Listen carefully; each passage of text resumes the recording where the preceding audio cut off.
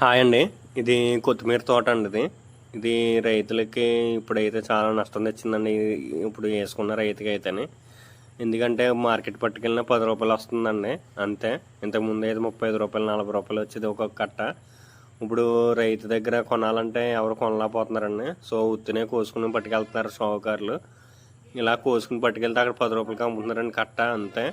ఇంకా అంతమించి మిగిలిది ఏమి ఉండదంటండి. సో రైతు కూడా ఉత్తనే ఇచ్చేసారని పెట్టుబడి కూడా వేస్ట్ అయిపోయింది దీన్ని పెట్టడం వల్ల. సో ఇప్పుడు సరైన టైంలో వేయకపోతే ఇలాంటి నష్టాలు వస్తాయండి రైతులకి. ఇప్పుడు కొత్తిమీర అనేది అది గాలి తుఫాన్ లాంటిదండి. వస్తే రేట్ వచ్చేస్తుంది, లేకపోతే రాదండి. మొన్నటి వరకు అయితే రూ. 30 అయింది అమ్మిందండి కట్ట. ఇప్పుడు సంచి వచ్చి రూ. 140 కట్టలు ఎక్కుతాయండి. 140 కట్టలు ఎక్కుతాయి, సారీ.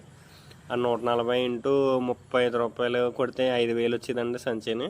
ఇప్పుడైతే 1,400 వస్తుంది. 1,400కి 400 కిరాయి పోయినా రూ. 1,000 అండి. ఇంకా కూలోళ్ళకి అయ్యి పోగా కొనుక్కున్నవాడికి కూడా చాలా తక్కువే మిగులుతుంది.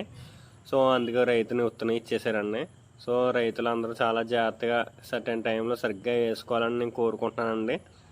కొత్తిమీర అనేది అది పెట్టుబడి తక్కువ, కానీ సరైన టైంలో పడితే కనుక కంపల్సరీ లాభాలను వస్తాయండి. Thank you so much.